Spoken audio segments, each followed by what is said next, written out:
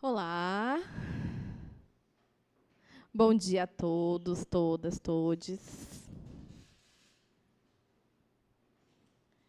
Dando início agora à mesa redonda, cujo tema é Libras e Línguas de Sinais Emergentes, compostas por mim, que sou professora da Unesp de Araraquara. Meu nome é Angélica. Esse aqui é o meu sinal, em língua de sinais, o sinal que me identifica. Também vai ser composta pelo professor Anderson e pelo professor Rodrigo.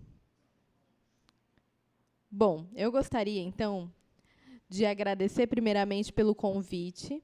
Eu me sinto muito honrada de ter recebido a organização da organização do GEL, esse convite, para coordenar essa mesa.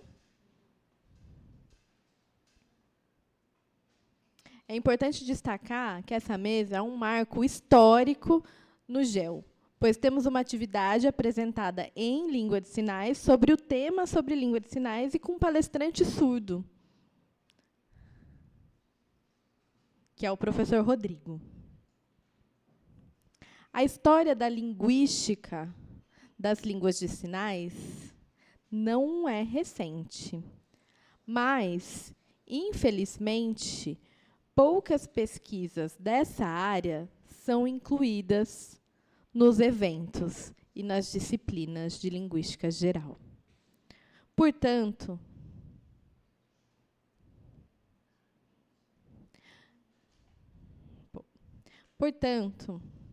essa oportunidade que temos hoje de mostrar um pouco dessas pesquisas realizadas no Brasil é, para a comunidade surda e para os pesquisadores da linguística da língua de sinais, muito importante. Sendo assim, agradecemos à comissão organizadora do GEL. Tem dois pesquisadores americanos, Renner e Robson, especificamente em 2021, que argumentam que umas das razões pelas quais pesquisadores evitaram, por muito tempo, o tema sobre as línguas de sinais e gestos se deve ao fato de que são formas de comunicação que envolvem pessoas com deficiência. A patologização das línguas de sinais e a relação entre deficiência e linguagem contribui, infelizmente, para a institucionalização de pessoas surdas. Uma série de violências que marcam, infelizmente, a história do povo surdo, incluindo a privação linguística.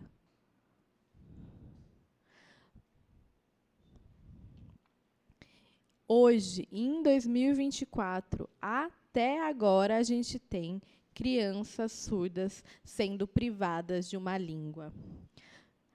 Sobre isso, então, é importante denunciar que, ainda hoje, muitas crianças são privadas da aprendizagem das línguas de sinais, sendo submetidas sistematicamente a terapias de reabilitação. Nesse sentido, o estudo e a valorização das línguas de sinais como um meio legítimo de comunicação deve ser também uma preocupação da linguística. Mas, para isso, precisamos aleijar a linguística, fortalecendo uma linguística creep, ou aleijada, pois, quanto mais estudamos a linguagem humana, menos produziremos ou incentivaremos o discurso da deficiência. Na mesa de hoje, eu vou convidar o professor Anderson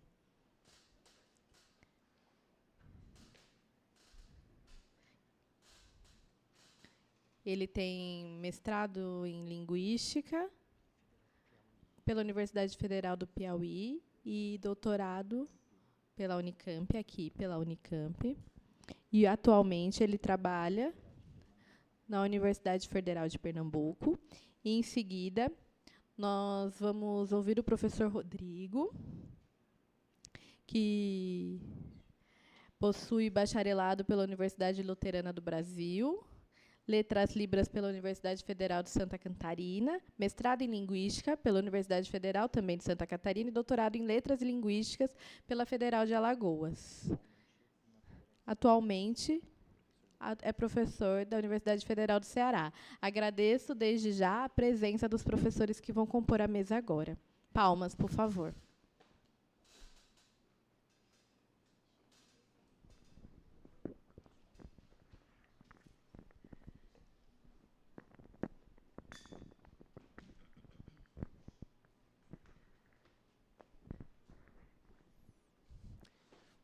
Você troca meu slide, por favor, coloca a minha apresentação. Isso.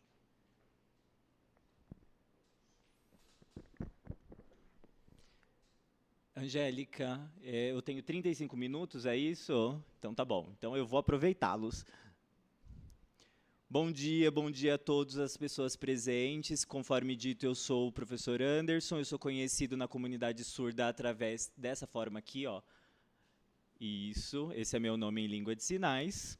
Sou conhecido dessa forma e é um enorme prazer estar de volta à Unicamp, onde eu me formei doutor. Eu estou bastante emocionado e é muito importante também ter participado aqui do GEL, esse congresso tão importante. Então, muito obrigado a todas as pessoas que estão aqui presentes. Muito obrigado à professora Lívia pelo convite de participar dessa mesa.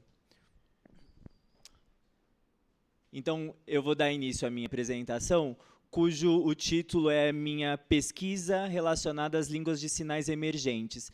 E como que essas línguas de sinais emergentes podem ajudar nas pesquisas linguísticas, né, ao nosso conhecimento linguístico. Então, a minha apresentação está assim organizada. Primeiro eu vou explicar os conceitos o conceito de língua de sinais emergente, caso alguns ainda não o conheçam. Também eu vou apresentar as pesquisas que estão em andamento relacionadas às línguas de sinais emergentes com diferentes temas, né, e que vocês vão poder contemplar. Depois eu vou falar um pouco sobre políticas linguísticas associadas às línguas de sinais emergentes e, por último, a conclusão. Bem, então, o termo aqui utilizado, línguas de sinais emergentes, é conceitualizado através desses 4 autores aqui, que em 2014 descrevem o termo línguas de sinais emergentes. Então, caso nós, enquanto humanos, estivermos isolados de qualquer convívio social, será que esses humanos eles inventariam uma língua? Como é que eles resolveriam essa questão? Então, enquanto pesquisadores daqui da pós-graduação, a gente sabe que eticamente isso não é apropriado, mas a gente não poderia fazer um experimento isolando uma pessoa do convívio social por muito tempo e depois retornando a ela para ver se desenvolveu algum tipo de língua, né? A gente não poderia fazer isso, a gente sabe que isso é proibido, mas isso acontece naturalmente com as pessoas surdas. A gente sabe de alguns casos, de algumas experiências em que crianças foram isoladas do convívio social e elas não desenvolveram nenhum tipo de língua. Um caso muito famoso é da Jenny, dos Estados Unidos. Eu acho que alguns podem conhecer esse caso. Ela ficou presa em casa, não teve nenhum contato social, teve um prejuízo linguístico, um trauma psicológico, e não pôde desenvolver língua. Só que o que é interessante nisso tudo é que as crianças surdas que nascem em famílias de pessoas ouvintes que não lhes apresentam línguas de sinais, elas desenvolvem o que nós chamamos de sinais domésticos. Então, elas desenvolvem uma linguagem para se comunicar com seus familiares, o que a gente diria ser um idioleto, praticamente, a língua que ela desenvolve. Só que isso não é a mesma coisa do que está sendo conceitualizado aqui como línguas de sinais emergentes. As línguas de sinais emergentes têm a ver com um desenvolvimento dessa língua entre seus pares e entre outras pessoas. Uma única pessoa não tem uma retroalimentação de sua comunicação. As línguas de sinais emergentes se apresentam em comunidades linguísticas onde muitas pessoas surdas ali estão. Então, é diferente dos sinais domésticos, onde essas pessoas em situação de isolamento desenvolvem. Tudo bem até aí? Tá claro? Então, a gente tem sinais domésticos, que não são as mesmas coisas do que nós estamos nos referenciando aqui como línguas de sinais emergentes. Mas aprofundando um pouco a respeito das línguas de sinais emergentes, nós temos dois contextos nas quais elas se desenvolvem. Então, existem línguas de sinais emergentes que são híbridas.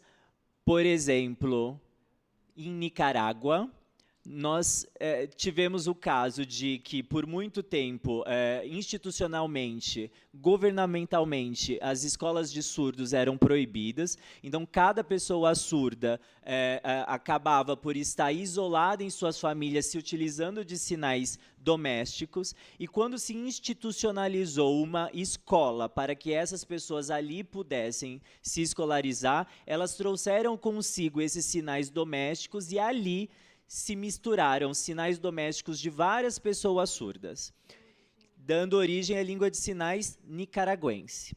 A gente tem a outra imagem ali, que é o exemplo de Israel, né, onde Al-Shaed, onde os beduínos ali estão, é uma comunidade de muitas pessoas surdas, e o que acontece ali é que não havia nada de sinais domésticos anteriores, não tinha nenhum tipo de substrato linguístico. E o que acabou acontecendo é muito parecido com a comunidade que eu vou descrever aqui no Piauí.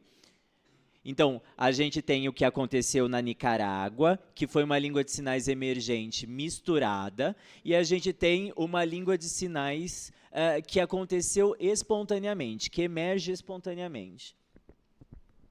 Então, os dados que eu vou apresentar hoje, eles advêm do estado do Piauí, de uma língua de sinais emergente que é conhecida como Sena. A cidade da onde essa comunidade está é chamada Várzea Grande, Várzea Queimada, perdão, no município de Jaicós, com uma população de 34 surdos, de 34 pessoas surdas. E esses dados também foram recolhidos, coletados dos familiares de 3 irmãos surdos, em uma outra localidade, que é em Buriti dos Lopes. Só que o que é interessante é que essas 2 pessoas surdas são videntes, e essa outra pessoa surda, a terceira, ela acabou por ficar cega tardiamente, ela adquiriu uma cegueira. E aí eles têm a sua língua de sinais emergente, mas por conta desse surdo cego, que adquiriu a cegueira tardiamente, eles ainda se comunicam através de Libras tátil. Então, a gente tem outras, sinais táteis, perdão. A gente ainda tem outras comunidades de línguas emergentes que a gente vai citar agora, citar no longo da nossa apresentação. Eu e a professora Angélica, nós participamos de um projeto chamado Lucinda Ferreira Brito, e esse projeto assim é denominado porque a professora Lucinda foi a primeira pessoa que encontrou no Maranhão uma comunidade de pessoas surdas da etnia Urubu-Capor que tinham uma língua de sinais emergente, língua de sinais própria dessa etnia. Então, em homenagem à professora Lucinda, o projeto leva o nome dela. A gente já tem uma publicação, que é o Dicionário de Sena. Esse dicionário vai ser produzido também em e-book, para que vocês possam baixar. Então, em breve, ele também vai estar disponível nesse formato. Ainda não, mas em breve será. E aqui é a família de Buriti dos Lopes. Nenhuma dessas pessoas passou pelo processo de escolarização. E a língua emergiu desse seio, é um sistema desenvolvido por essas pessoas. Então, a língua de Sena de Várzea, a língua de sinais emergente Sena de Várzea Queimada é apresentada nessa localidade. Ela ali se dá mais ou menos 90 anos de idade. De 1932 até hoje, as pessoas ali falam em Sena. Então, a professora Angélica vai lá, foi comigo em dezembro passado. Você gostou, Angélica? Gostou? Foi uma boa experiência? Foi? Amei, adorei. Então, tá bom. Então, nós temos já 3 gerações de pessoas surdas dessa localidade, mas já faz algum tempo em que não se nascem mais pessoas surdas. Parece que os casamentos consanguíneos entre pessoas surdas foi desestimulado.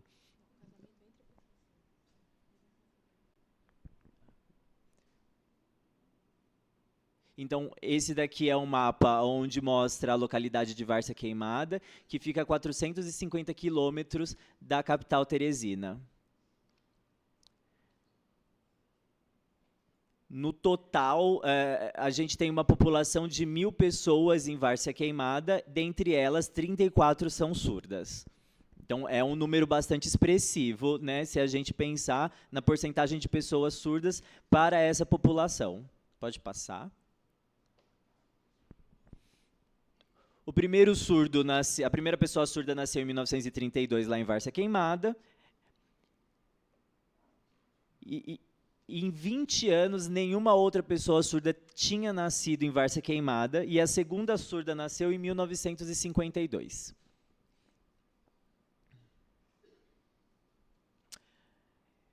O que acontece é que, o aparecimento dessa pessoa surda, e ela se comunica através de um sistema gestual com as pessoas ouvintes da comunidade, e aí outras pessoas surdas, com o nascimento de outras pessoas surdas, isso vai se transformando. Porque logo depois, em 1962, há mais uma pessoa surda, em 1972, em 1982, em 1992, 98, 2002, 2012, ou seja, o nascimento de novas pessoas surdas na comunidade vai acontecendo. E nesse período de 65 anos, eles nunca tiveram contato com a Libras institucionalizada, que é a Libras que a gente conhece.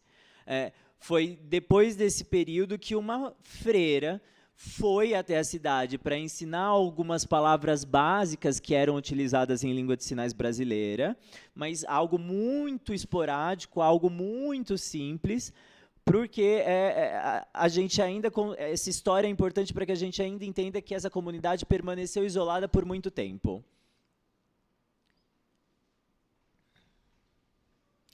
Em 1965, aparentemente é o momento em que a gente tem a maior concentração de surdos, e foi aonde aparentemente o desenvolvimento da língua de sinais Sena se desenvolveu.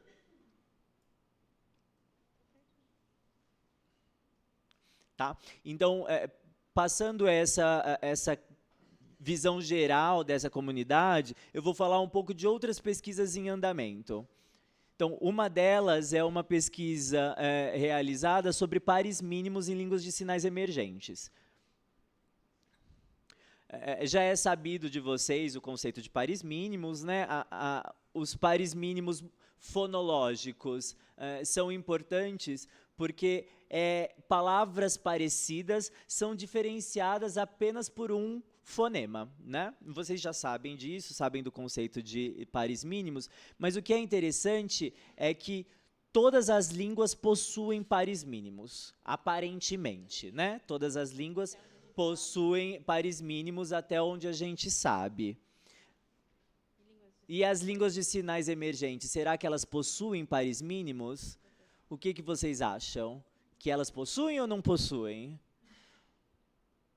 Porque é uma língua que emerge espontaneamente das pessoas surdas. Não teve nenhum tipo de instrução para que isso fosse produzido, né? Não teve nenhum tipo de forma institucionalizada para que eles produzissem isso de alguma forma. Então, isso emerge espontaneamente. Será que vão ter pares mínimos? Bem, vamos dar uma olhada aqui nessas pesquisas, porque em Libras a gente conhece pares mínimos. Por exemplo, essas duas palavras, essa que é realizada na testa e essa que é realizada na boca. A única diferença é onde essa palavra é realizada. A mesma configuração, o mesmo formato de mão, o mesmo movimento, o que diferencia é apenas a localização da onde eles são realizados. E em cena, isso também acontece. Eu vou trazer esse exemplo aqui para vocês, que é esse daqui, que é a palavra para falar em cena, e esse outro aqui, que é para fogueira. Vocês percebem a diferença de um e outro? Ó, falar, fogo. Qual que é a diferença entre um e outro? É, exatamente, a expressão facial. É a única diferença. Exatamente, meus parabéns para quem respondeu, ganhou um ponto. A gente tem esse outro, que é junto. E qual é a diferença entre juntar e separar? Ó, eu tenho junto e separar, é o movimento que ali é realizado. Pode passar, por favor, para a gente mostrar outro par mínimo. Esse daqui, que é para bode. E esse outro aqui, que é para traição. Então, a gente tem bode e traição. Qual é a diferença entre eles? A configuração de mão, como a mão é conformada. Então, vejam só, é aparentemente um único fonema que os diferencia.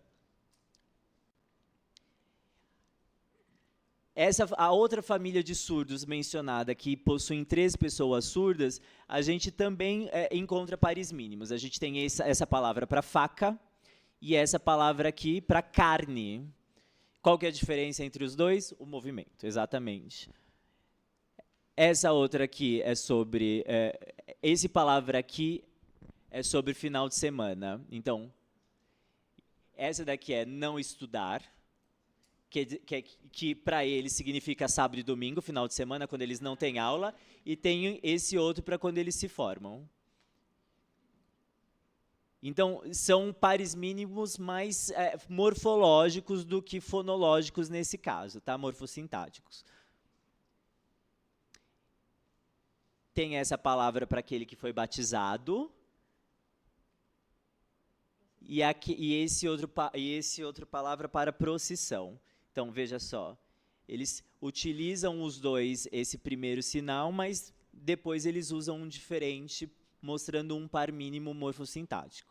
Né? Então, a gente também tem um de bode, que é assim, essa palavra para bode, e um é para bode e outro é para boi.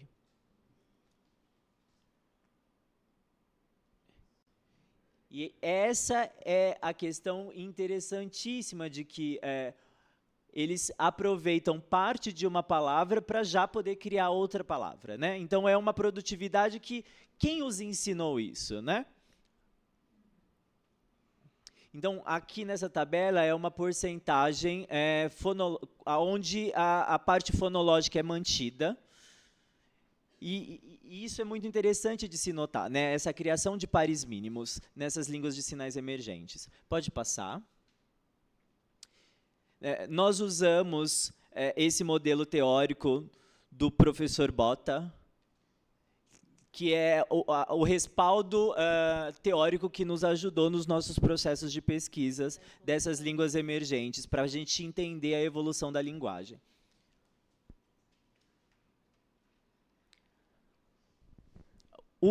As pessoas da área da fonologia, às vezes, nos dizem isso é meio estranho, porque essa configuração de mão, como a mão é conformada, ela já tem um significado em si. E os fonemas, eles não têm significados em si mesmos, não é? Não é isso que geralmente a gente aprende. A diferenciação entre morfema e fonema é que um tem um significado em si e o outro não. Mas o que tem sido revelado por algumas pesquisas é que as línguas orais também têm traços icônicos nos seus fonemas. Então, essa pesquisa de Winter e Perman, de 2021, fala a respeito de simbolismo sonoro. Então, eles coletaram vários adjetivos que dizem respeito às coisas que são grandes e que utilizam o fonema A. E outros que, quando falam sobre coisas menores, é fonema I. Então, o que acaba acontecendo é que o formato grande da boca mimetiza o que é grande e o formato pequeno mimetiza aquilo que é pequeno. Então, essa iconicidade nos fonemas não está relacionado só às línguas de sinais, mas às línguas orais também. Esse pode passar, por favor.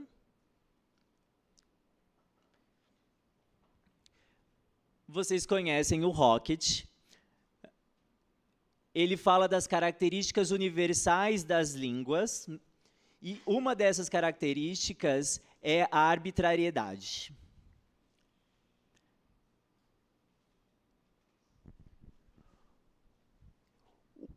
O Inter tinha dito, anteriormente citado, que existe uma questão da arbitrariedade como um epifenômeno, que as línguas elas surgem com uma iconicidade, que essa sim seria uma característica universal de todas as línguas, e com a evolução dessas línguas, esse fator icônico ele acaba sendo invisibilizado e a gente acaba a entendê-las como sendo arbitrárias.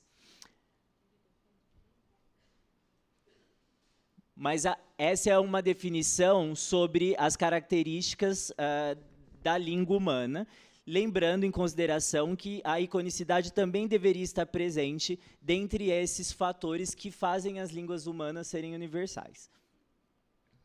Então, entre as nossas hipóteses é que, será que a produção de pares mínimos é inata? Né? Será que tem algum fator genético que as possibilita? Né? Ou ela acontece aleatoriamente? Ou, por exemplo, há uma mistura entre algo que é inato e o que não é inato. Eu não tenho uma resposta, viu? Infelizmente, vocês vão me desculpar, mas para isso não há uma resposta agora. Mas, ao final da fala, vocês podem sugerir o que vocês pensam sobre isso. Mas, preliminarmente, os dados eles apresentam essa base icônica, né? Essa formação icônica de fonemas icônicos e que depois, com o tempo, eles podem vir a ser dirimidos, né? Não tão sobressalentes. Uma outra parte dos resultados, né, na minha pesquisa, no meu aluno de mestrado, é sobre testes de como as pessoas surdas percebem a iconicidade. Essa autora, a Okino, em 2017, ela fez um experimento onde ela encontrou que pessoas surdas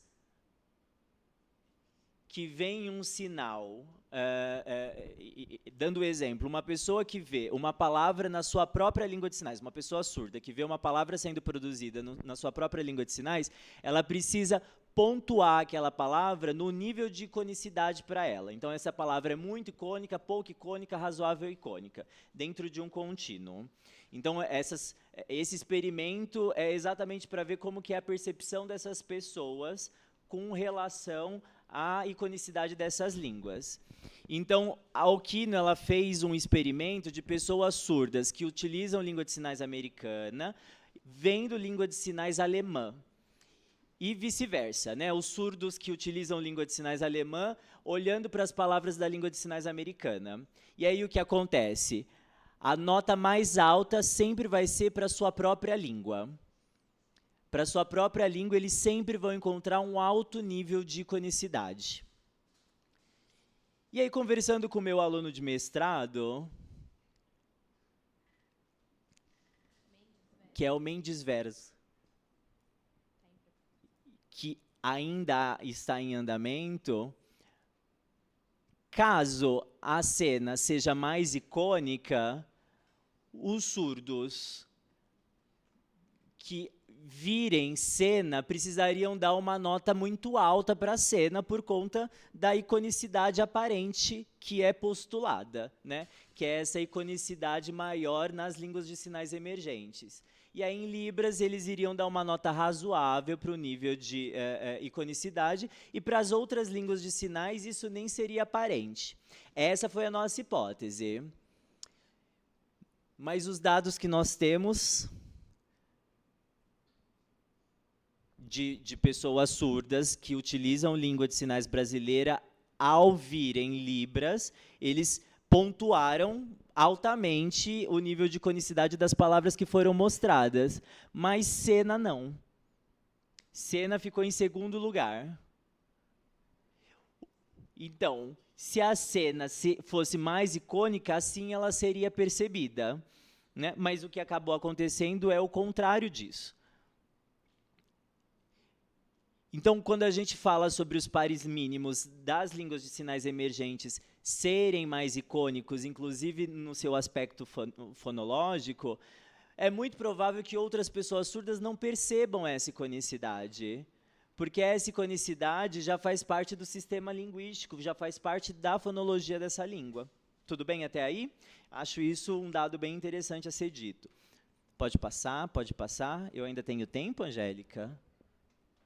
Tenho quanto tempo, mais ou menos? 10 minutos. Então, tá bom. Então, a gente ainda tem tempo.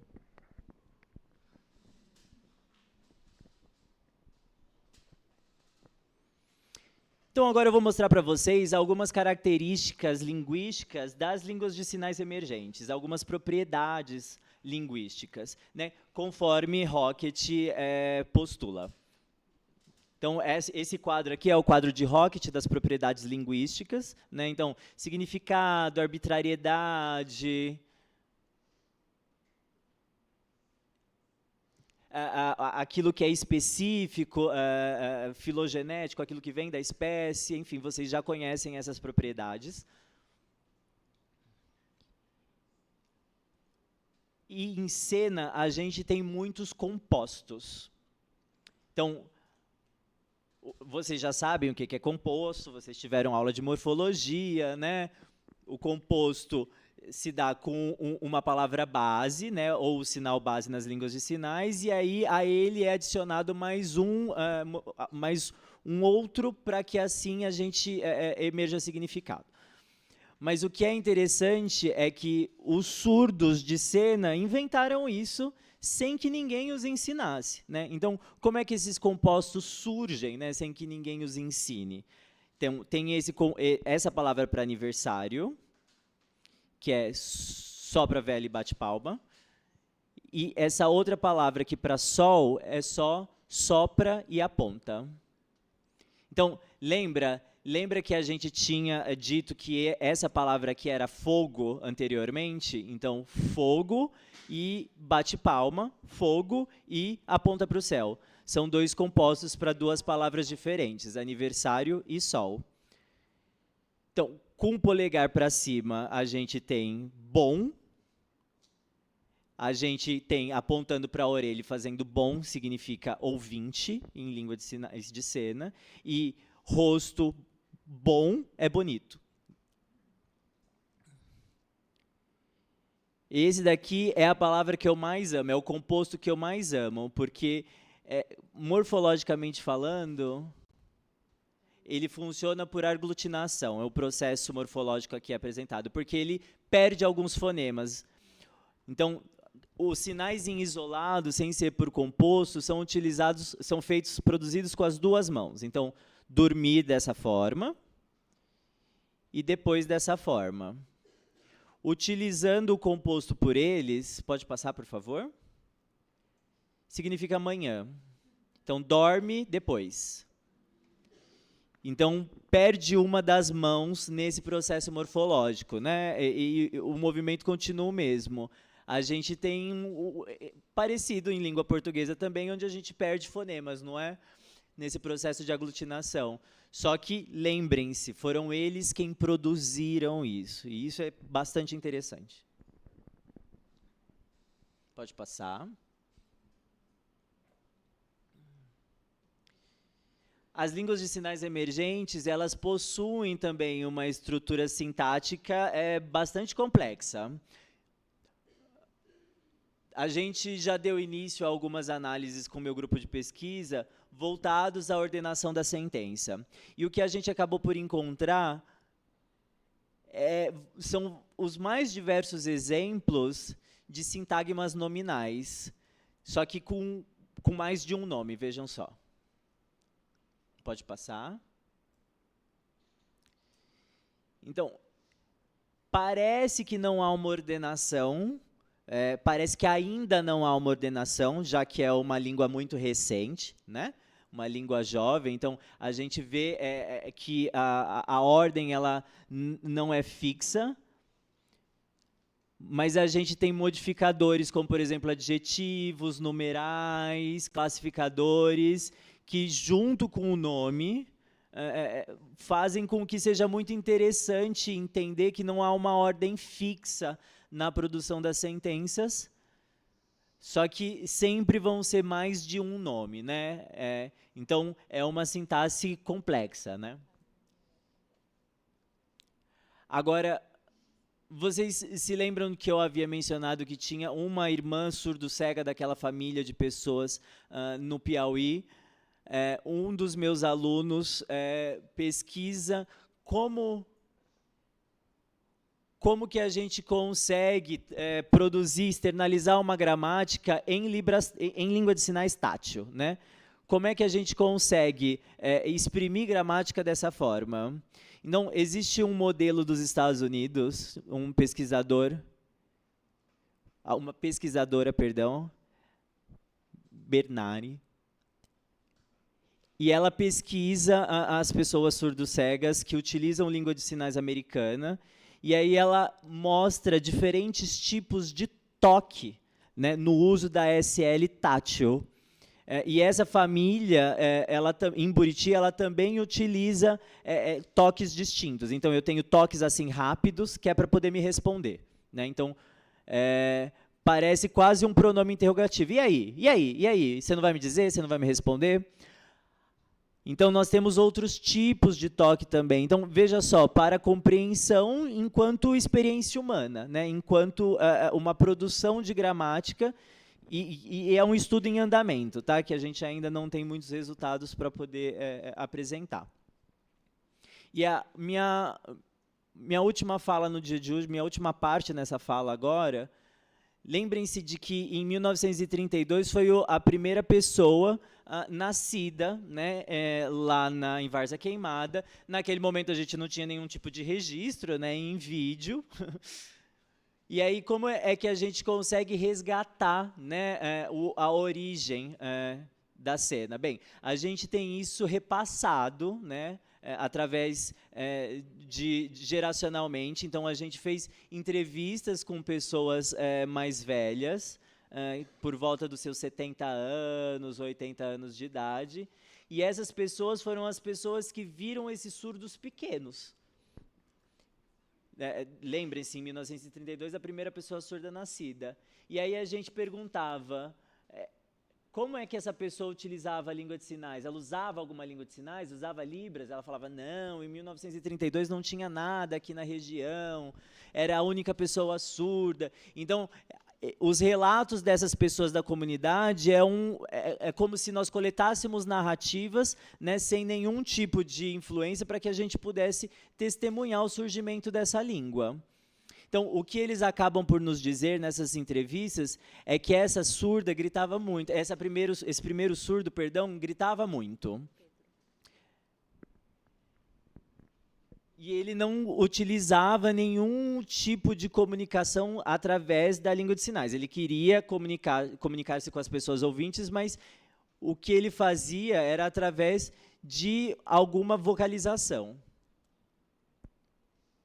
E uma outra pergunta que foi feita é se eles se lembravam qual foi a primeira produção, a primeira palavra em língua de sinais produzida, porque vocês, enquanto ouvintes, vocês se lembram a primeira palavra dos filhos de vocês, a primeira palavra que os filhos de vocês disseram? Se lembra? Você lembra, Angélica? Mamãe, exato. Então, a gente perguntou para eles, essas crianças surdas, elas sinalizaram o que pela primeira vez? E aí eles disseram que enquanto engatinhava, eles, ao chamarem, eles sabiam apontando para as coisas do que eles queriam, né? Então eles começavam com um apontamento e aí depois por volta de entre 1 e 2 anos de idade, eles começavam a explicar as formas daquilo que eles estavam se referenciando. Então o tamanho, o formato, guarda-chuva, né? Então eles faziam isso, o formato cônico do guarda-chuva, enfim, a ponto de desenvolver as palavras de cena propriamente dita. Essa pessoa surda é conhecida dessa forma, essa pessoa ouvinte, perdão, é conhecida dessa forma, com o indicador do nariz. Ele tem 5 irmãos surdos e tem 3 filhos surdos e tem 1 neto surdo. Então, a vida dele é em torno das pessoas surdas. E o que ele acaba dizendo é que ele diz, acabou, depois, chama, né? Vem aqui, fica aí, né? Então, esses são os gestos que são assim utilizados e que talvez possam ter influenciado os gestos que os surdos da comunidade usam em cena. Mas, fora isso, foram todos eles que produziram palavras entre si, que não teve nenhuma referência. Então, ele diz a respeito desses gestos, mas diz que não teve nenhuma interferência das pessoas ouvintes ali na comunidade. Então, estão me dizendo que falta 1 minuto, eu vou trazer essa parte aqui rapidamente. É importante que a gente respeite essa língua enquanto uma língua emergente, né? Dizer que eles estão fazendo algo errado, que é muito gestual, que eles não deveriam fazer isso, que é feio, é muito problemático, porque o que falta no Brasil são políticas linguísticas que possam abarcar essas comunidades surdas que estão isoladas. Nós temos muitas pesquisas que argumentam que um atraso tardio de aquisição linguística vai causar problemas cognitivos para essas pessoas. Pode passar, por favor? Essa pesquisa foi feita através de imagem, né, uma pesquisa através de imagem, que tentou constatar pessoas que tinham adquirido língua de sinais num período crítico e aquelas que aprenderam tardiamente. E aí, o que o estudo revela é que a massa cinzenta dessas pessoas que aprendem tardiamente, ela é menos desenvolvida. Esse outro estudo também, ele apresenta que pessoas surdas com aquisição tardia de linguagem, elas têm questões processuais complicadas com relação à sua sintaxe, né? Então, esses artigos eles preconizam que é importante que essas pessoas surdas estejam expostas a uma língua de sinais desde muito cedo. Mas uma notícia interessante que eu gostaria de passar a vocês, que tem relação com o que a professora Angélica falou no começo da apresentação dela, é que a OMS, a Organização Mundial da Saúde, publicou um relatório recentemente, em 2021, sobre audição. E nesse relatório ela menciona as línguas de sinais. E foi a primeira vez na história da OMS em que as línguas de sinais são ali referenciadas. E isso faz com que nós entendamos que as pessoas surdas, elas nascem aonde? Elas não nascem na escola, né? Elas nascem em casa, nascem no hospital. E a primeira orientação para essas famílias é dada nos hospitais.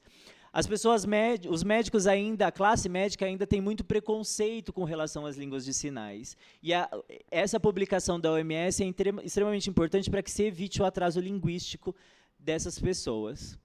Então, concluindo, as línguas de sinais emergentes, elas são uma oportunidade excelente para que a gente consiga entender as propriedades linguísticas universais e como que elas possivelmente possam ter surgido. A gente não tem como resgatar esse tempo, não tem como voltar atrás, né? Não tem como saber como é que foi criada ou como que ela surgiu, a gente não tem esse tipo de testemunho, só as pessoas que ali estão, mas elas nos ajudam a ter esse vislumbre. E as características, as propriedades linguísticas que são encontradas nas línguas orais também são encontradas nas línguas de sinais emergentes. Afinal de contas, a gente está falando de uma propriedade humana, e uma propriedade humana que é a língua. Uma faculdade humana, no caso. Mais pesquisas voltadas às línguas de sinais emergentes devem ser desenvolvidas aqui no Brasil. Então, aqui são os surdos de farsa queimada emocionados ao virem retratadas a sua língua no dicionário que eles ganharam, um dicionário que foi produzido e eles foram ganhados, um dicionário na sua própria língua, né? Então é isso, eu agradeço muito a presença de todos.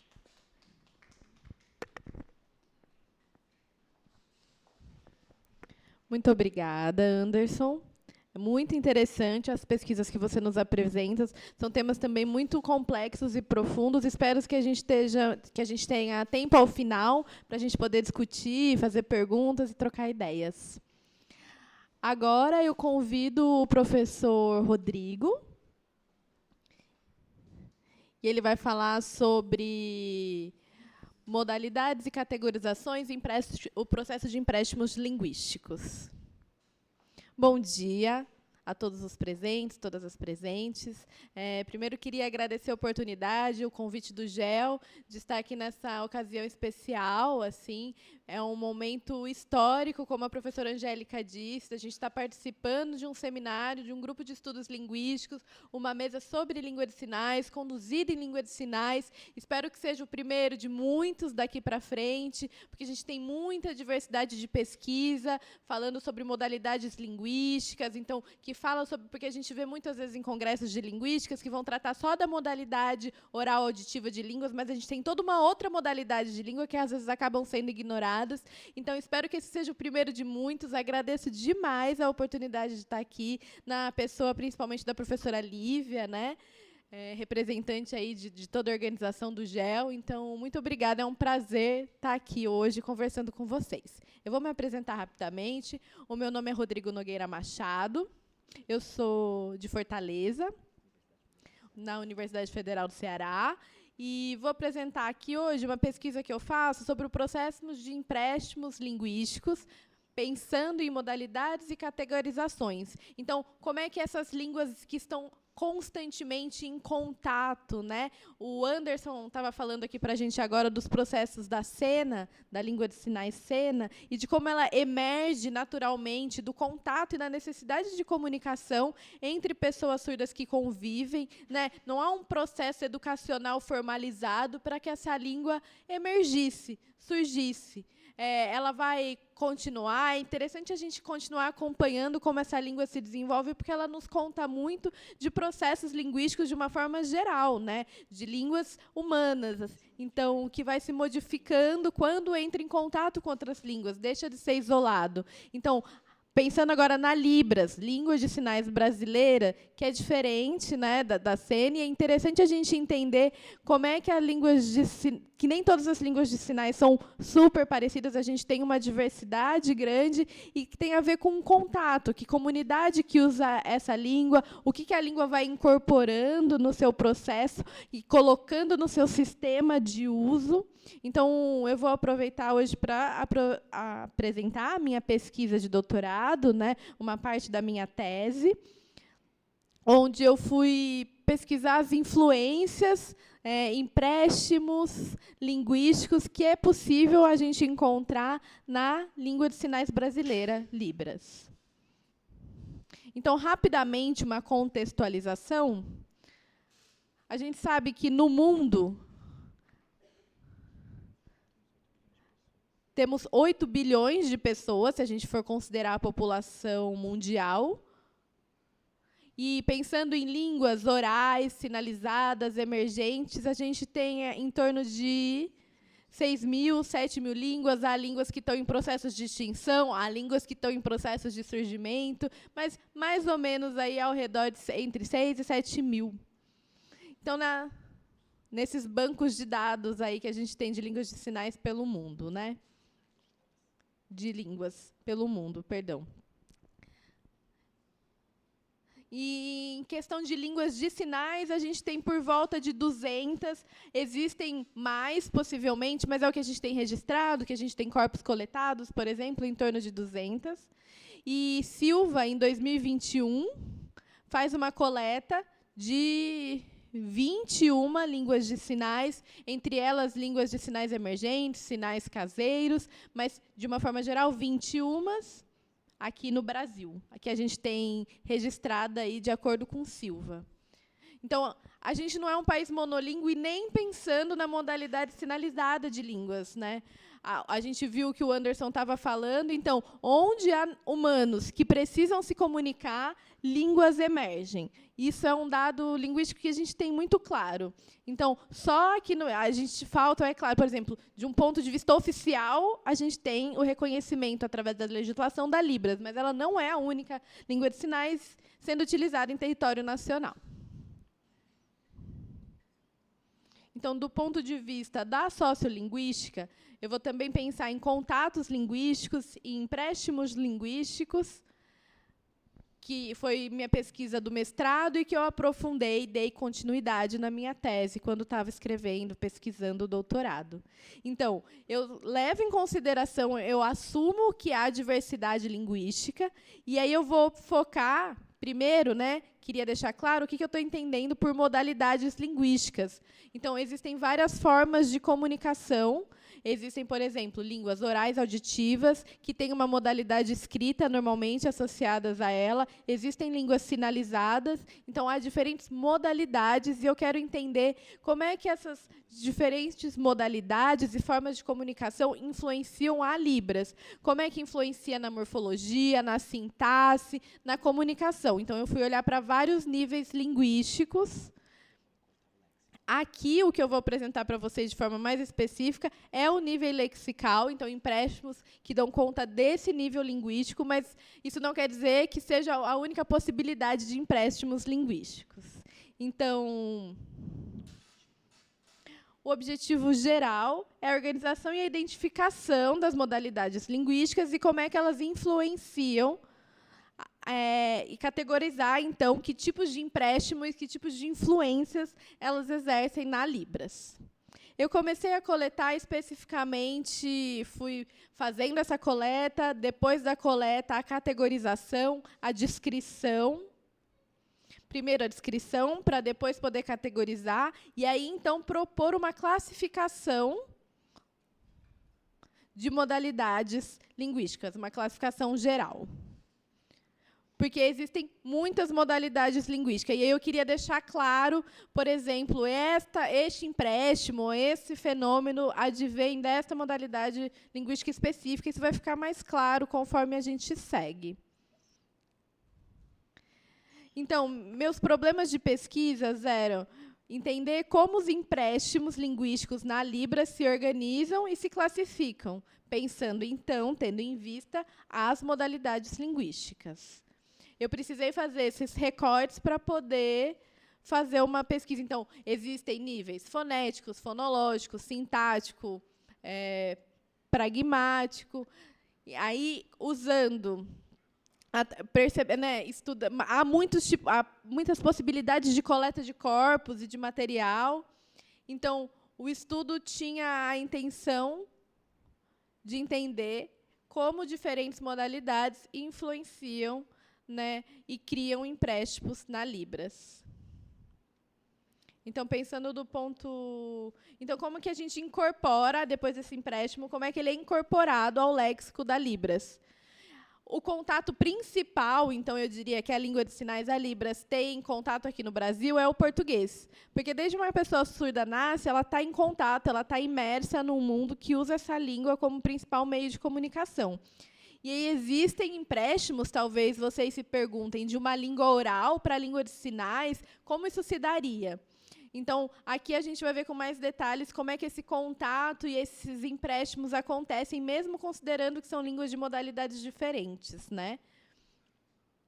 E a gente vai entender se esses empréstimos, como é que eles funcionam, se ocorre ou não restrições linguísticas nesse processo, ali no nosso problema de pesquisa C.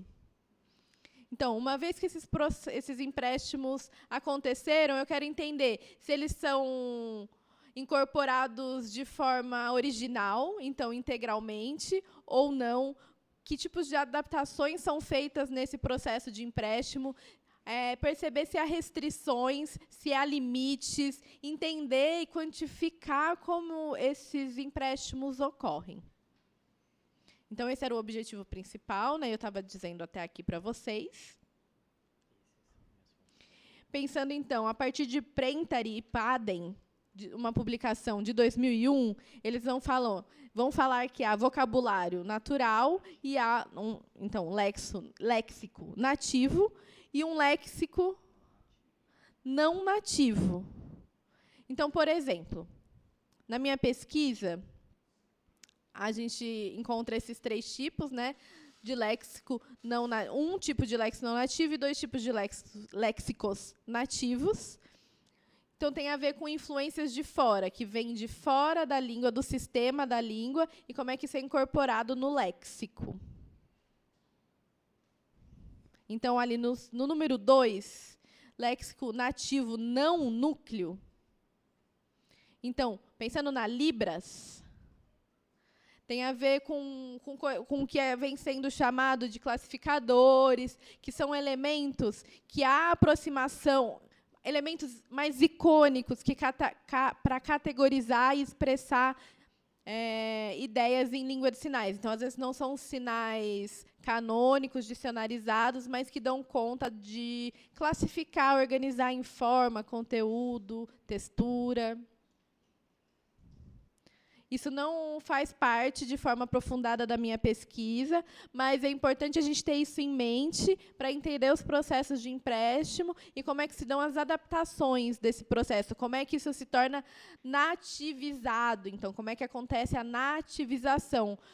Porque eu não vou falar de processos que estão acontecendo só agora na língua que a gente está vendo usando, mas entender a origem desses sinais.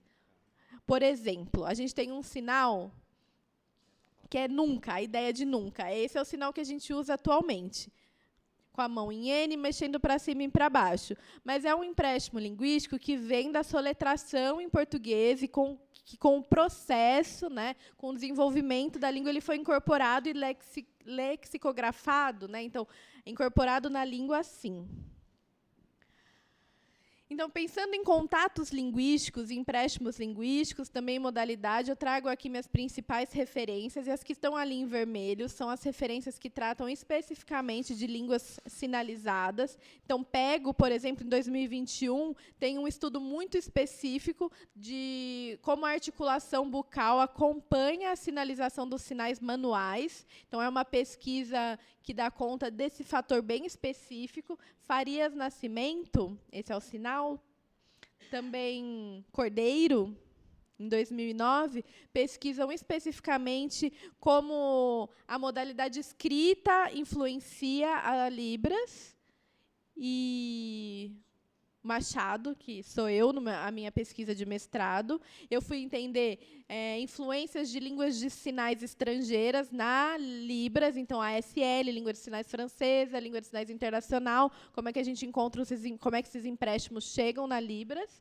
e Segala vai falar da influência de gestualidades, ou gestos, na Libras. Eu vou mostrar de forma mais detalhada cada um desses processos. Então, a gente vai trabalhar aqui, foi um desafio primeiro categorizar, se eu ia trabalhar com 3 ou 4 modalidades. Então, a primeira que eu considerei são empréstimos a partir da língua falada, que vem de uma língua que é oral auditiva, e depois gráfico visual da língua escrita e gesto visual, então de línguas de sinais e de gesto. Então, está vendo ali que na terceira modalidade tem uma setinha que se bifurca, né? Pensando, então, em língua sinalizada e gestos. Os 4 ali em vermelhos eu estou considerando como categorias. A quarta específica, os gestos, foi o mais desafiador e é a parte da pesquisa que precisa ser ainda aprofundada, faz parte dos meus projetos futuros. Então, aqui eu vou mostrar os tipos de contato entre modalidades. Então, modalidades de interação de várias línguas.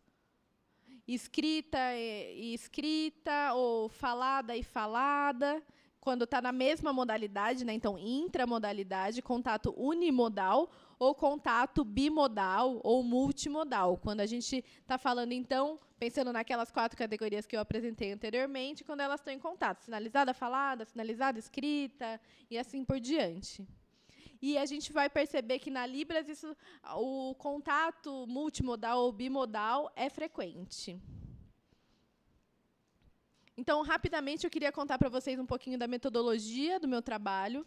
Então, eu usei um corpus de surdos de referência, a transcrição dos dados no ELAN, a seleção de dados e critérios de dicionários, tanto impressos quanto digitais, e aí, então, a classificação dos empréstimos por modalidade, mas eu vou entrar em detalhe de cada uma dessas etapas a seguir. Pode passar o slide, por favor. Obrigada. O corpus surdos de referência,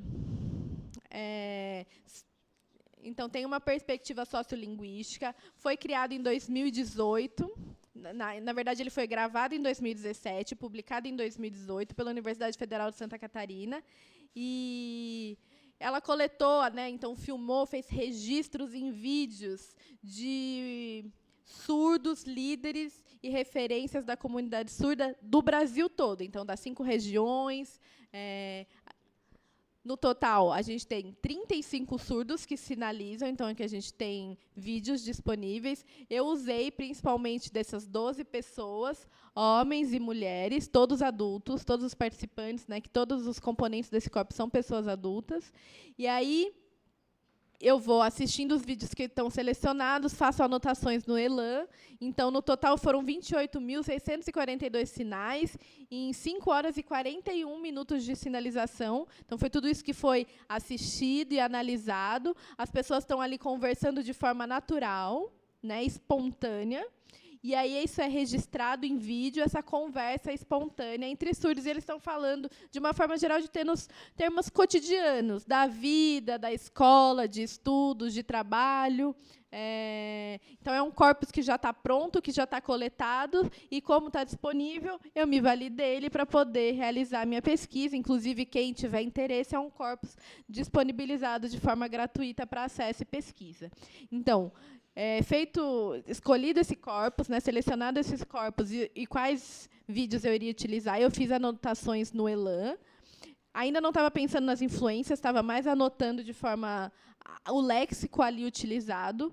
E aí, após isso, eu fui usar dicionários. Aqui nas imagens eu trago nomes e os exemplos dos dicionários que eu utilizei na minha pesquisa e fiz uma seleção, então, de coisas que seriam adequadas ou não adequadas para utilizar. Então, usei sites de dicionários de língua de sinais americana, língua de sinais francesas, para quando eu vou pensar das influências de línguas de sinais estrangeiras, né? Então, ali eu trago de uma maneira visual a ideia do léxico nativo e não nativo. Então, ali da ideia do léxico não nativo, eu tenho 4 categorias, 4 modalidades que a gente vai ver a seguir.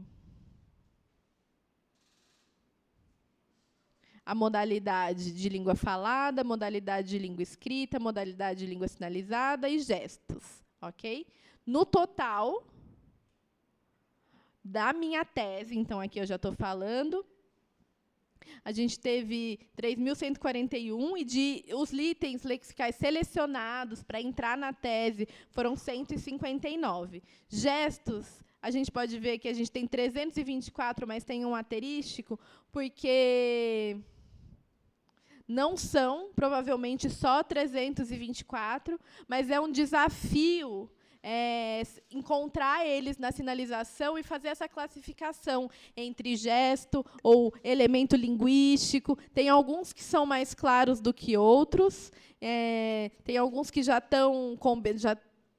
são acordados, já fazem parte da língua. Tem alguns gestos que estão incorporados no próprio corpo do sinalizante. Então, 324 foram os que foi possível identificar, mas não significa que eles foram identificados à exaustão. E aí, falando de empréstimos linguísticos na Libras, a gente percebe que tem uma influência principal da modalidade escrita do português. A maior parte dos empréstimos que a gente identificou, então, é influenciada pela modalidade escrita do português, e é fácil entender essa quantidade, que é tão maior do que as outras, porque é a língua de mais contato, é a modalidade de mais contato, né, nas redes sociais, na internet, nos aplicativos de trocas de mensagem. Em segundo lugar, a gente tem modalidade de línguas sinalizadas, empréstimos que advêm de outras línguas sinalizadas. Tem modalidade de língua falada, existe, mas é pouco, é a menor quantidade de empréstimos que a gente encontrou. E da modalidade de gestos foi de 10%, mas, como eu disse, é a modalidade mais complexa. Então, porque há convenções e não convenções, há discussões ainda sobre esse tipo de classificação. Então, no corpus que eu utilizei, os participantes são todos pessoas bilíngues, surdos com formação acadêmica, que participam da comunidade surda, são líderes, são todos, então, acadêmicos. Então, a gente não sabe... tiveram muito contato com português, até com comunidades surdas estrangeiras. Então, pode ser que o resultado da pesquisa fosse diferente se a gente tivesse um corpus formado por pessoas de outros perfis, sinalizantes de outros perfis. Então, lembrando que as sinalizações que compõem esse corpus são todas espontâneas, e a gente ainda está no avanço dessas pesquisas e dessa coleta de corpos, inclusive. Então, eu vou mostrar para vocês alguns exemplos de empréstimos a partir da língua falada. Então, a gente vai analisar, principalmente nesse tipo de empréstimo, a articulação bucal do lábios. Então, a gente percebe como o lábio da pessoa se movimenta, e a gente percebeu na pesquisa que, no máximo, há empréstimo de 2 movimentos, ou 2 fonemas, 2 sílabas. Mais do que isso, nós não encontramos na pesquisa. Então, no A, a gente tem o exemplo de cópia de uma única sílaba, no B, de 2 sílabas, e aí existem outros fenômenos ainda que não são especificamente ligados à palavra, né, a ideia que está sendo sinalizada. Eu vou mostrar um exemplo de cada um. Então, por exemplo, cópia apenas de uma única sílaba. Então, esse aqui é o sinal convencional, analisado para já, uma marca de passado, e só. Então, são esses 2 sinais que eu mostrei. Mas, no momento da sinalização, esse sinal que marca passado, que a gente traduz comumente glosa, comumente como já, ele desaparece. E há a concomitância, a sobreposição entre o que está sendo sinalizado e um movimento da boca que transmite a ideia de ação já realizada. Então, o passado, às vezes, é marcado de forma concomitante ao que está sendo sinalizado com um movimento de boca. Dá para a gente ver ali no exemplo. Então, vocês vão perceber que o participante faz esse movimento com a boca que eu estou mostrando. E o corpus é composto por discursos articulados. O que eu estou mostrando aqui é só o recorte da palavra. Então, vocês olhem, e daí depois eu volto para comentar. Então, prestem atenção nos recortes que estão ali, que dizem respeito a esse léxico que eu estou comentando.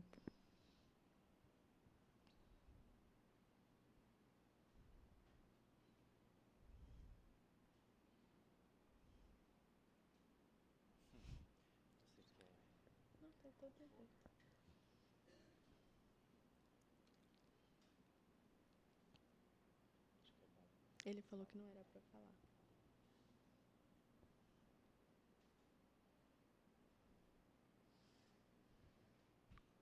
Aqui tem outra participante.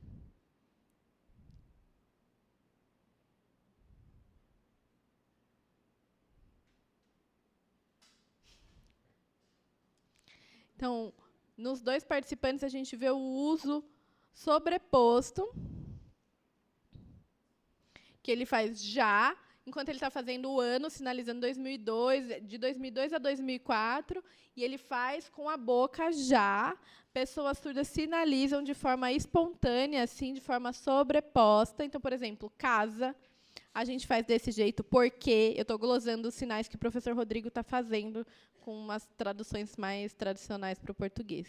Então, há essa sobreposição entre movimentos manuais e movimentos do rosto, movimentos da boca, Por exemplo, a lei já foi promulgada, a gente raramente vê o uso do sinal que eu mostrei anteriormente como marca de passado.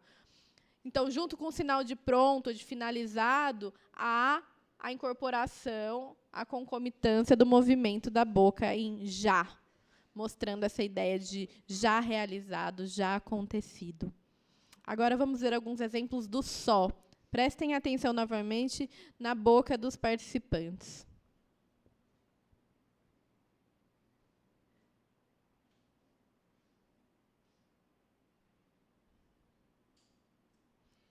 Ali no contexto, essa participante está falando que quando ela se formou em pedagogia, ela ficou feliz até, mas quando ela se formou em letras libras, foi de fato quando ela se sentiu emocionada. Então, quando ela vai falar do diploma em pedagogia, que foi um curso não acessível, ela usa na boca só a ideia de como se aquilo fosse menos importante, né? Como só isso é mais simples, foi menos importante. Então, não há um sinal manual que marque essa ideia.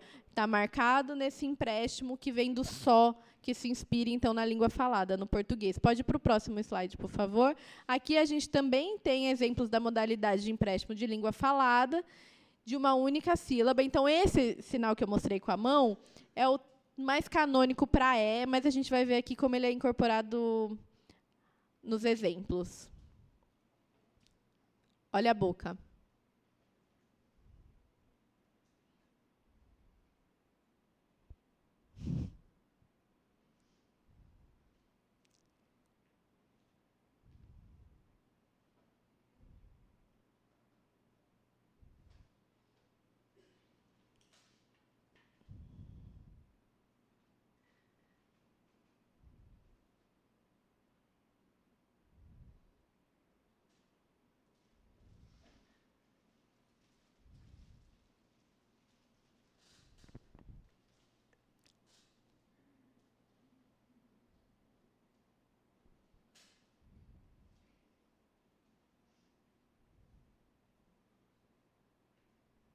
Próximo, por favor, do que?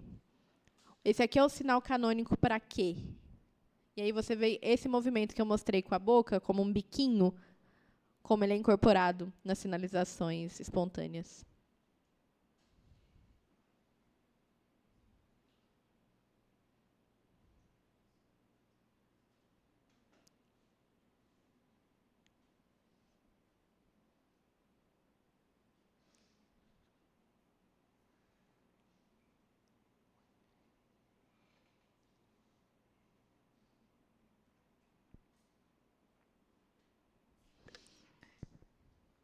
Então, às vezes é de forma mais natural, às vezes vai desaparecendo. É como um mecanismo de economia linguística, né? Se a gente consegue expressar direto no rosto, o sinal manual acaba sendo eliminado. Aqui a gente tem empréstimos também da modalidade da língua falada, dessa vez com 2 sílabas. Olha o movimento da boca. Como?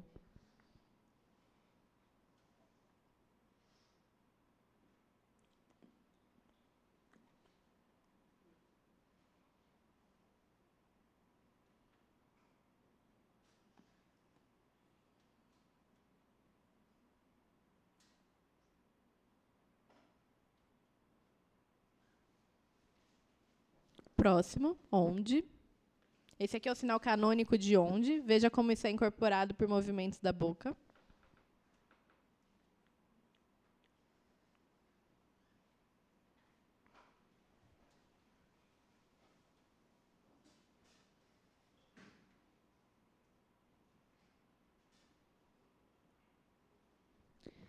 Então, é muito interessante, porque a gente mostra que existem esses empréstimos a partir da modalidade da língua falada. Então, por exemplo, no inglês, se a gente for olhar para a SL ou para a língua de sinais internacional, há esses empréstimos, mas eles são a partir do inglês. Por exemplo, what. Então, existe a incorporação do movimento, né, da oralização da palavra. Então, em português, acontece a partir de palavras da língua portuguesa. O que, como, onde.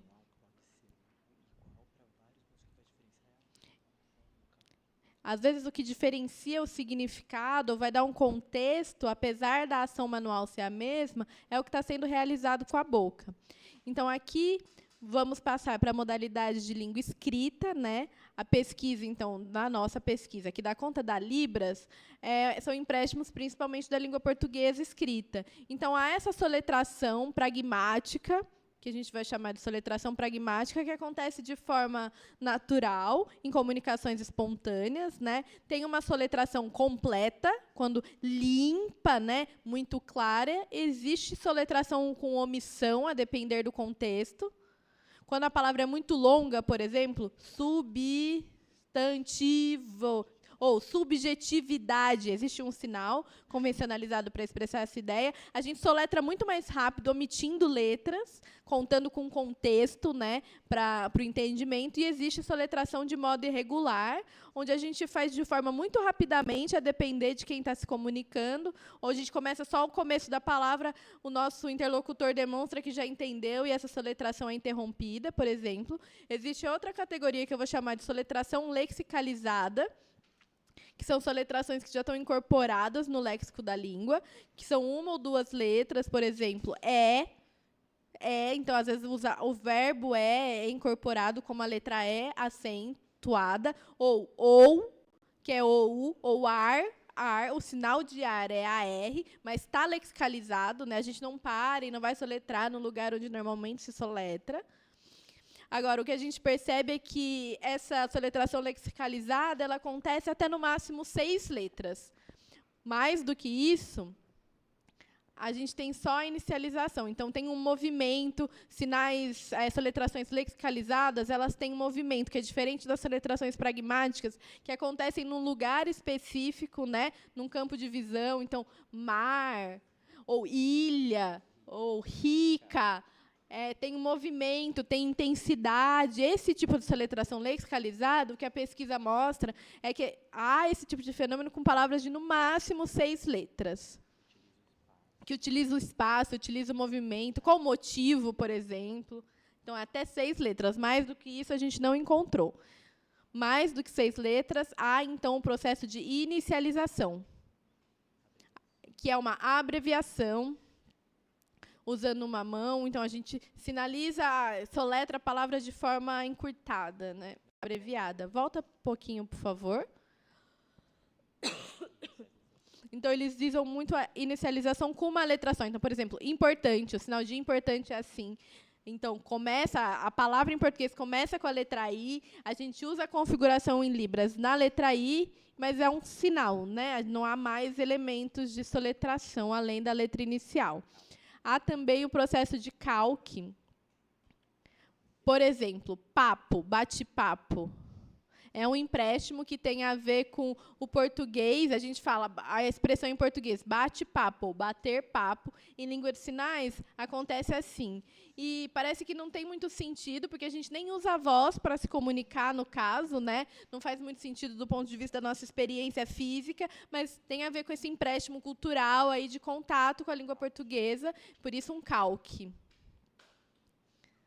Então, por exemplo, nada, lavar as mãos, por exemplo. Também é um exemplo de calque, que é um empréstimo que vem da comunicação da cultura ouvinte e que se apresenta na Libras. E há empréstimos estereotipados, então, positivo, negativo, um ponto de interrogação ou ponto final, que tem a ver com empréstimos da pontuação da modalidade escrita, né, do português ou da modalidade escrita.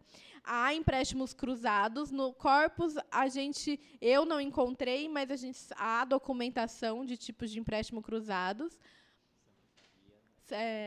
Sandra Faria comenta isso na pesquisa.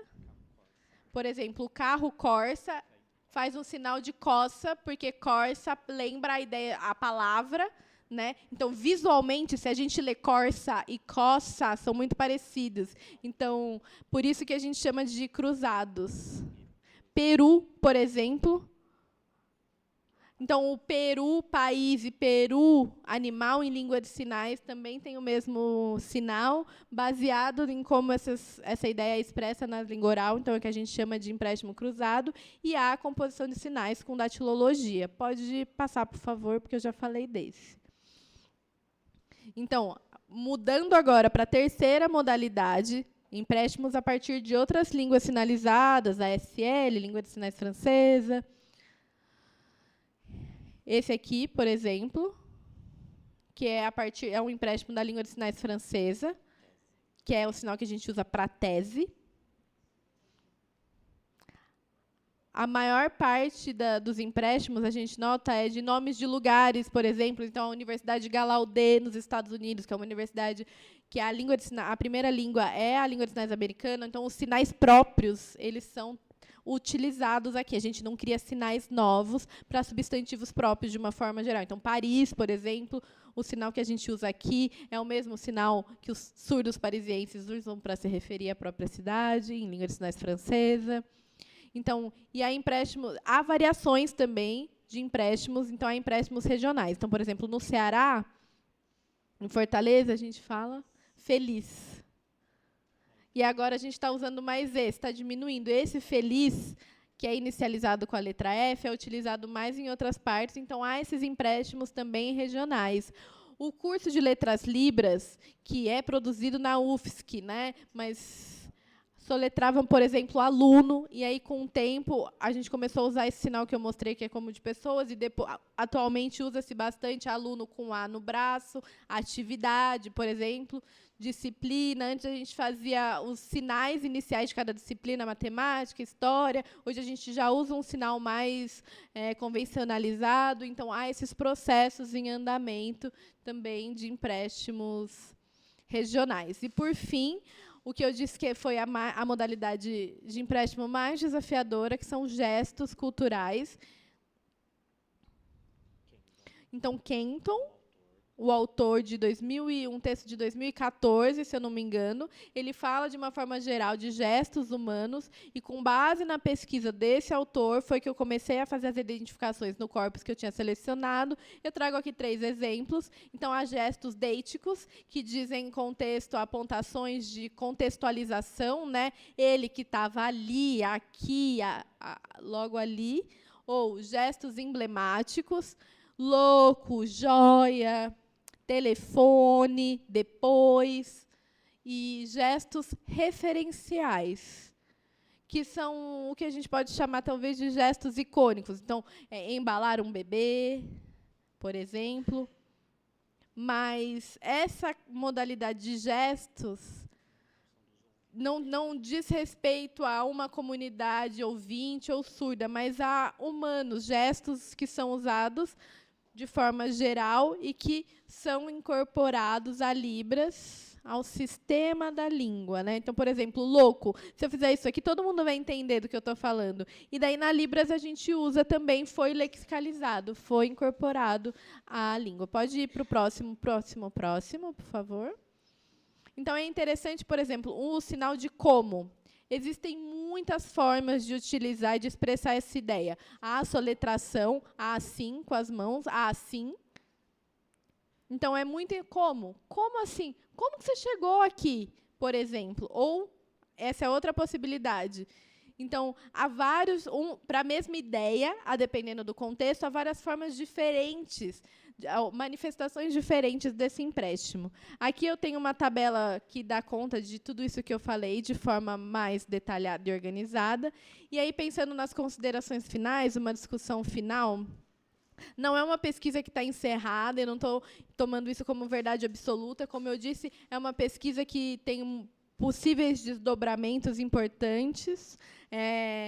Pesquisas sobre modalidades estão sendo produzidas a todo momento, então é possível se rever, entender, mudar classificações, porque a gente está falando de contatos de línguas, né? Então, por exemplo, há línguas de sinais emergentes. Dá para estudar, por exemplo, como a cena talvez vá ser influenciada pelo contato com a Libras e vice-versa.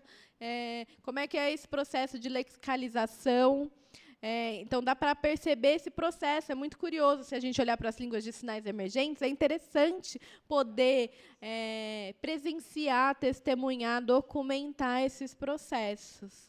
Então, não são coisas claras e que já estão prontas nas teorias linguísticas, então, interessantes, são possíveis desdobramentos, né, para pesquisa no futuro, e também são úteis para o ensino da Libras, na medida em que a gente formaliza essa gramática. É isso, muito obrigado.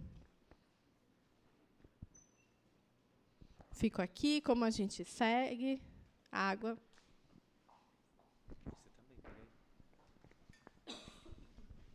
Muito obrigada, Rodrigo, muito obrigada, Anderson. Nós temos um tempo para perguntas, é um tempo curto, né, porque a gente deu uma atrasadinha para poder começar. Mas antes eu tenho 2 avisos. O primeiro deles é para aqueles que assinaram a lista de presença, aqueles que não assinaram a lista de presença, peguem aqui com a monitora, a professora Shirley Vilhalva, que está aqui na frente.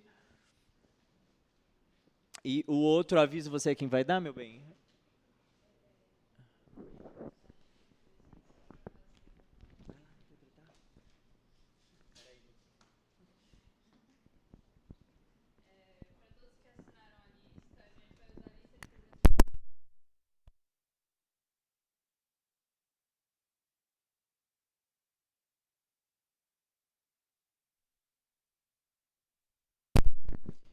Bem, então a gente tem o tempo para perguntas. Caso alguém queira fazer algum questionamento lá no fundo,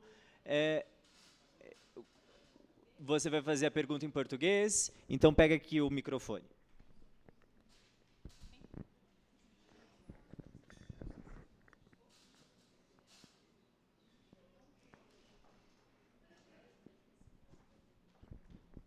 Eu tenho uma curiosidade, uma pergunta para o professor Rodrigo. Sim, claro. Tá, é que eu fiquei curiosa, tenho uma pergunta para o professor Rodrigo. Os sinais que ele usou para exemplificar, que sofriam oralização, o já, só, que são sinais que estão muito relacionados à gramática. Ele observou alguma tendência desse gênero? Você observou alguma tendência desse gênero ou foi só um acaso na escolha dos exemplos?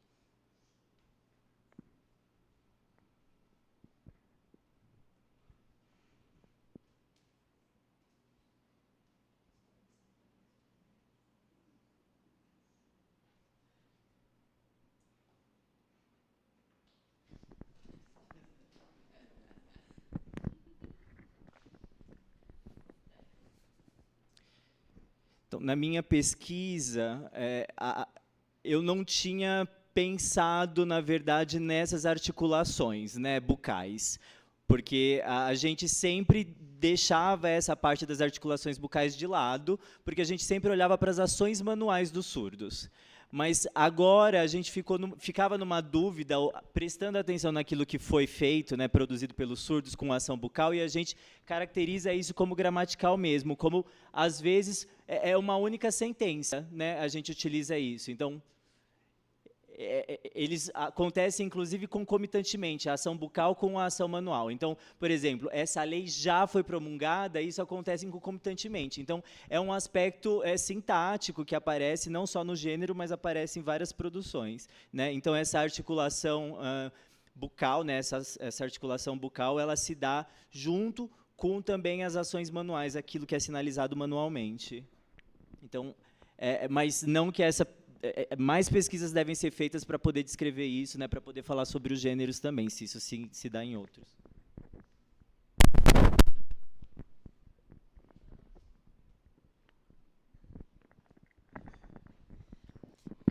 Eu fiz iniciação científica com a professora Angélica e a gente percebeu a presença do ou, né, das conjunções, né, no caso da coordenação, que elas aparecem às vezes só no mouth, que a gente fala, né, só na boca mesmo, não na mão, a gente não vê a conjunção manual, mas a gente vê que existe na boca o ou, né, então que iria de contra essa questão de que talvez pudesse, né, ter esses elementos gramaticais envolvidos, né, só nessa parte da boca do mouth e não no sinal, no caso. O mas também, o também. Isso acontece. Não só isso, né? Existem outras pesquisas que trabalham com a questão da parataxe, né, na sintaxe, e são 3 tipos que são mostradas, né? A adversativa, a disjunção,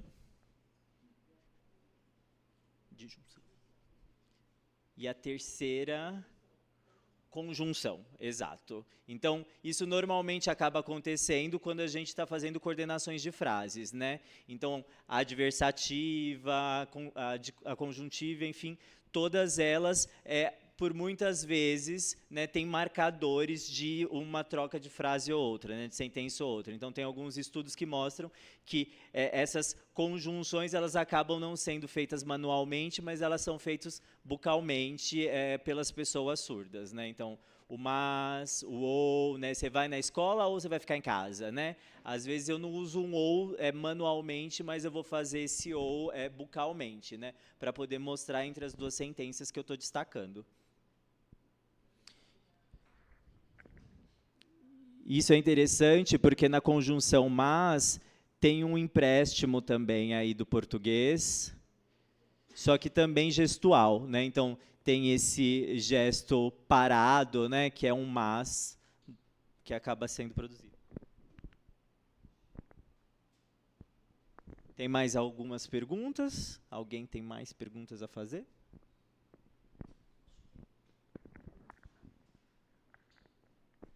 Tem mais pergunta, gente? Na verdade, eu não tenho perguntas, eu só vou mesmo agradecer vocês. Eu teria milhares de perguntas, mas eu faço em outras ocasiões. A gente tomando um café, depois a gente pode conversar algumas coisas. Mas eu queria dizer que eu adorei muito, muito mesmo as duas mesas. São mesas que falam, né, de línguas de sinais, mas de assuntos bastante diferentes. Mas os dois assuntos muito interessantes.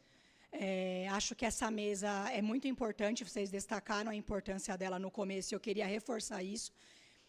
Sendo a representante aqui da Libras Educação de Surdos no IEL, né, me sinto muito feliz de participar desse momento e de ter vocês aqui. Agradeço muitíssimo que vocês aceitaram o convite. Então é isso, falar que são pesquisas lindas e muito importantes, falar que eu estou bem, bem feliz.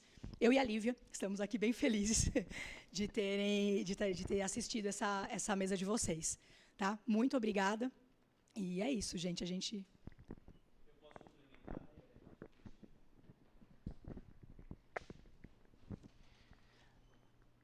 Vocês se lembram que eu tinha dito que cena, até 1995, as pessoas que utilizam cena nunca tinham tido contato, né, com língua de sinais brasileira. Então, agora o que acaba acontecendo é que existem professores que vão até a comunidade, vão 3 dias durante a semana, são professores de Libras, que não estão indo lá para que a Libra substitua a cena, né? Os surdos jovens que acabam nesse processo de escolarização, que têm mais contato com Libras, que acabam tendo mais contato com Libras, né? Eu publiquei um artigo junto com outros 2 professores, falando a respeito dessa percepção nossa com relação aos surdos de lá, que acabam... os surdos jovens, no caso, né, que estão em contato com a Libras, acabam utilizando tanto Libras quanto cena, né? Então, em cena, a palavra para homem é feita dessa forma, assim, passando no bigode, e a palavra para mulher é assim, com os bicos do peito, né? Alguns dos surdos acabaram achando que essa palavra era um pouco feia de ser utilizado, e aí eles começaram a fazer compostos, utilizando a palavra em Libras para mulher e a palavra em cena para mulher. Então era mulher 2 vezes, mulher, mulher, né? E aí eu perguntava, por que mulher 2 vezes? Mas porque tinham questões relacionadas, né, um tabu ali cultural de como era ser utilizado, né? Então, lá já existe um certo contato, depois vocês podem ler o artigo que fala um pouquinho desse contato linguístico.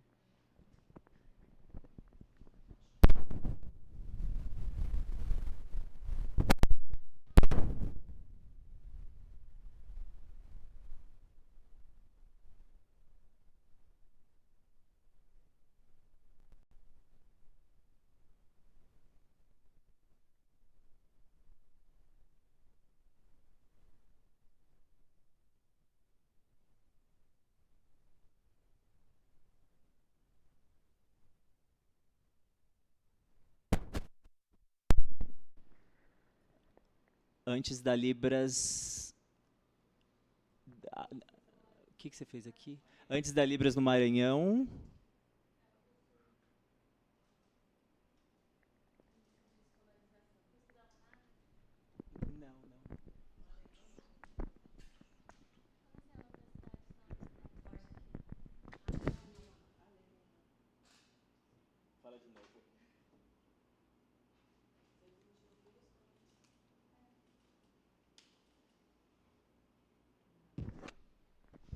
Nenhum deles. Lá em Várzea Queimada não tem nenhuma escola, não tinha nenhuma escola até 1995, por aí. E foi em 1995 que se criou uma escola na comunidade. E aí que os surdos começaram a frequentar, mas os surdos mais jovens, né? Os surdos mais jovens começaram a frequentar e ter contato com língua de sinais brasileira ali. Porque agora tem intérprete nas escolas, é isso? Então, ó, essa é uma questão complicada, né? Porque existem outras pessoas que estão pesquisando exatamente como é que se ensina os surdos que utilizam cena, né? Porque eles utilizam cena, e aí a gente vai interpretar como, né? Porque são 3 línguas ali, a língua dos intérpretes, que é a língua brasileira de sinais, a língua que eles utilizam cena e o português circulando. Então, precisam de mais estudos a respeito de letramento, né? De como isso acontece com essas pessoas ali, mas o que acaba por acontecer é que os surdos mais velhos, eles só utilizam cena. É muito difícil que eles acabem por utilizar Libras também. Agora, os surdos mais jovens utilizam rede social, enfim, tem mais contato e acabam utilizando mais essa mistura de Libras com cena. Só que é interessante porque eu vou dar um exemplo aqui, que quando eu cheguei em Várzea Queimada, em 2017, eu não conhecia cena, né? Eu não sabia sobre cena.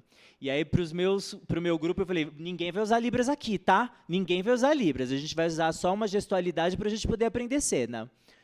Só que quando a gente chegou lá, um dos sinais, quando você pergunta, você é surdo em Libras dessa forma, para eles, esse sinal para surdo quer dizer ouvinte.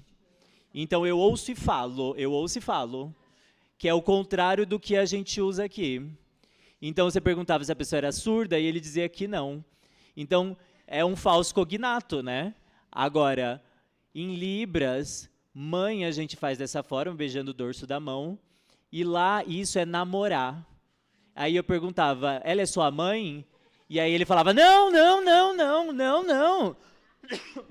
Vou beijar minha mãe como? Então, essa era uma questão que mostrava que eram 2 línguas distintas, né? Então, qual tipo de influência? Não tem influência nenhuma nesse momento, tá bem?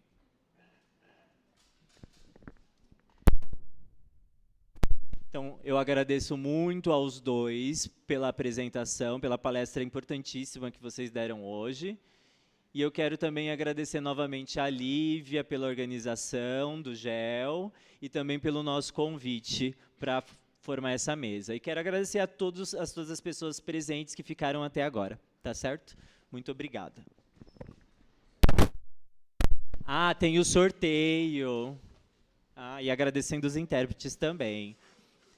Porque hoje foram os ouvintes quem precisaram de acessibilidade.